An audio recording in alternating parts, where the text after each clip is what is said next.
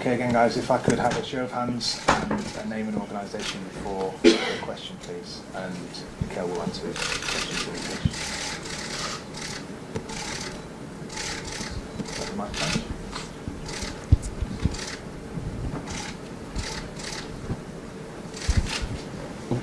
Hi, Mikel.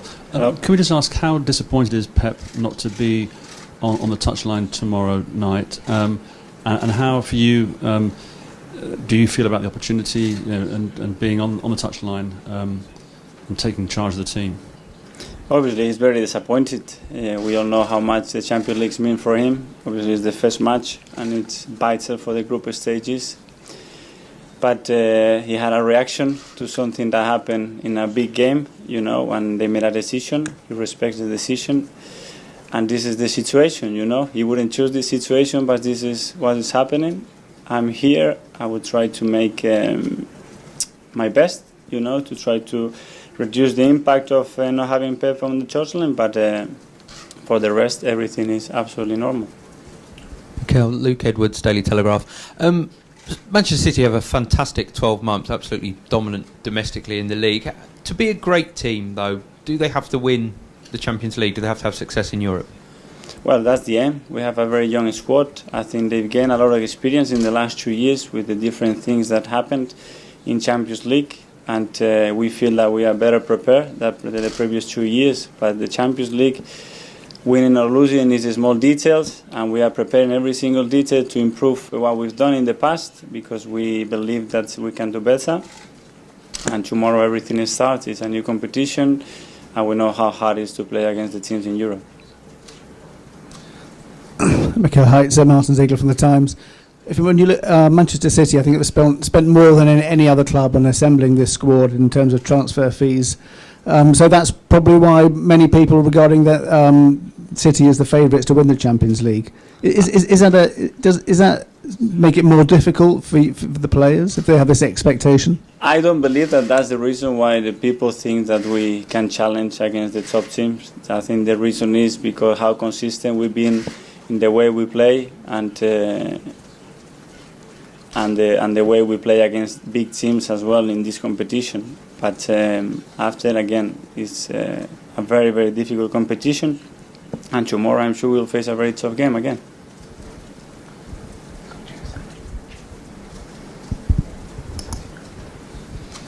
Mikel, during the summer there was a lot of talk about you and that you may leave to go to Arsenal or another club. Do you have ambitions to be a manager in your own right? You are one of the biggest clubs in Europe now, you're competing for the big honours, but you are not the manager, you're the assistant manager. First of all, I'm privileged to be where I am. I feel very fulfilled with the job I'm doing at the moment. If you ask me the question, if in the future one day I will be a coach, the answer will be probably yes, but I'm really happy where I am, and I'm really enjoying the moment that I'm living at the club. And I think we are in a fantastic momentum now, and there is still a lot of room for this club to grow. So I'm very pleased where I am. Mikel, Ian Irving from Premier League Productions. What's Pep like to work with? Really good, really easy, very hands-on. It leaves room for everybody to express themselves, very detailed. And I know him for a long time, and we got brought up from Barcelona with the same mentality, with the same philosophy, so we clicked together really well, and for me it's very easy to work with him. Just a quick question as well about injuries. Sergio Aguero came off, I think, with a foot problem at the weekend also. Benjamin Mendy missed the match as well. Can you give us any update on those players? We will have the training session now. We will wait how they reacted in the last 24 hours, and we made a decision afterwards. So at the moment I can't give you any answers. They're back in training though, both of them? We'll have the training session and see how they are today after training. Thank you. You're welcome. Hello, Mikel. Stuart Brennan, Manchester Evening News. Last season, you qualified early for the Champions League. How much of a help do you think that was in the season? Very much. Obviously, winning the first game as well is a massive help. We did that against Feyenoord away from home, which was even more important. But again, it's a tough group of stages where we got. We know the clubs. We know Shakhtar really well. We had a chance to play against them last season, and we know how difficult they made it against us. But obviously, if you can qualify early, it takes a lot of pressure off. You can rest players for the Premier League and the other competitions. But it's the first game, and today we have to be 100% focused to win it. Could I also ask, how will it work tomorrow night? Will you take full charge of the team and Pep will just take a step backwards, or how will you work it out between you? Up to now, the preparation has been completely normal, same process that we always do. The difference tomorrow will be that obviously there are some rules that we will respect, where you cannot have any communication. I will be in the touchline and I will try to do and have the right decisions, and for the rest, nothing will change. Paul? Honestly, I think my question's already been asked, but I was going to say, are you surprised that Manchester City have been made favourites for this competition? I am surprised when you have a team that's won it 3 times in a row, but that means that we're doing the things really well, that people are really seriously thinking that we are candidates to compete against other teams in Europe, and that's it. That has to be a motivation, not a pressure, and that's the way we take it. And hopefully, again, we can improve what we've done in the last 2 seasons, because we came short. Hi, Mikel. Jack Gorn from the Daily Mail. How much are you yourself relishing tomorrow? Because it must be a big night, big moment for you. It is. It's a good challenge, very nice challenge. Obviously, if I had to choose, I would choose Pep to be in the touchline, because he does that job better than everybody else. But the people on the bench and myself, we try to reduce the impact, give the players what they need, make the right decision, give them the energy that they need to support them on the pitch, and hopefully it will work well. What has the manager done for you for your coaching career? Because obviously you're very close, and he always has a lot of positive words to say about you. But what are you kind of learning from him? He had a very clear role for me when he asked me to join the club, because I was in the Premier League for 15 years, and we knew from before, and we clicked together really, really quickly.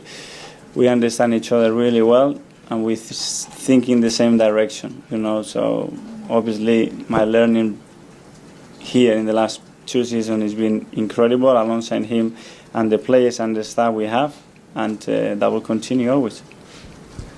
Hi, Mikel. James Robson from The Standard.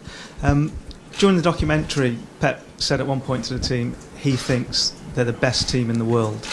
Is that the feeling at this club? That is. For me, we have the best players in the world, and I look at our players like they are the best. And I see them training every day. I see how they behave. I see how they react against positives and negatives. I know their qualities and I know their weakness. And I wouldn't change my players for any others. They are absolutely fantastic. The group of players we have, the mix we have between senior players and young players, the hunger that there is still in this group is incredible. People talk about other things, like because we have the money to spend, people have to see what is inside this club and the spirit that is being created, which is phenomenal. And given what happened over the summer, did you think that you'd be here now? Or did you think you'd be at In Arsenal? football, it's so hard to predict things. Obviously, when things happen, you have to make decisions, and sometimes you don't have time to make the decisions. The decision was made, and I'm so happy with the decision that was made, and I'm, again, very privileged to be where I am. Hola. Buenas, Mikel. Paul Vallós. It looks like maybe more than ever, like a lot of top European clubs are preparing more than ever to face this Champions League. Juventus has made like a record investment. Atletico de Madrid as well. Real Madrid are the champions, and Messi said that Barcelona are especially focused on the Champions League. In your opinion, which are like the main candidates for this trophy? It has to be Real Madrid. They have something special toward this competition, and they deal with every single detail better than anybody else in these competitions. And for me, they are the main favorites. The rest, we have to catch up, we have to learn, and we have to make that gap smaller, But I think it's a very open Champions League. I think it was the case last season, and I think it will be the case this season, and there will be surprises because the difference between the teams is not that big. Last couple guys just here. Mikel, Ben Ransom from Sky Sports News. You mentioned there that you're so happy that you stayed here after the summer. Can you let us know, how close did you come to leaving to join Arsenal? Was it a close thing? I didn't talk on that moment 2-3 months ago, and I didn't make any statement. I don't think today is the day to talk about it. You all know some things that happened, but the reality is that I'm here and I'm very happy. You mentioned the team came up short in this competition last season. What lessons do you as coaches and players take from that, and what do you need to do differently this season to go all the way? As you said, that's the aim. So there are many aspects. You have to get to the important moments with your players available. You have to pay attention to every detail. You have to be lucky with some of the decisions. You have to have players hitting top form on those moments. You need a lot of ingredients to be able to win the Champions League. And on some of them we came short for one way or the reason. Maybe it was our fault, maybe it was others' faults, but we didn't manage to get where I think we could reach, with the level of football we played last season in this competition. But that's what this competition takes. In the moment you make a mistake, 5 minutes of no attention, you are out. Hi, Mikel. Sam Lee from Goal. Similar to that, and you mentioned earlier on that you've improved every single detail. So it must go very specific. Are there new things you've introduced this season, maybe passing combinations, that kind of thing, that are particularly useful in Europe, or you think will be useful in Europe? Well, we are always adapting and evolving the way we play, because depending on the players we have available and the new signings we have, for players that are leaving, we have to change the systems. And as well, because we can be predictable as well. Or the teams now, they have the technology, they have good coaches, everybody to pick the things that you do. So we always have to find the variation to surprise the opponent, and we are always trying to evolving, innovating, and trying to do things that the opponents they don't expect us to do. Mikel, I was interested, you picked out, you said Real Madrid are the main favourites, because many people might say that now Cristiano is gone, that's seriously weakened them. Do you not think that's the case? They won the competition as well without Cristiano, I think 10 times. But obviously, yeah, it was a massive weapon, and he was top scorer every year in that competition. But I don't know, it will be tough for everybody, I think. Okay, thank you guys. Yeah, thank you, good afternoon.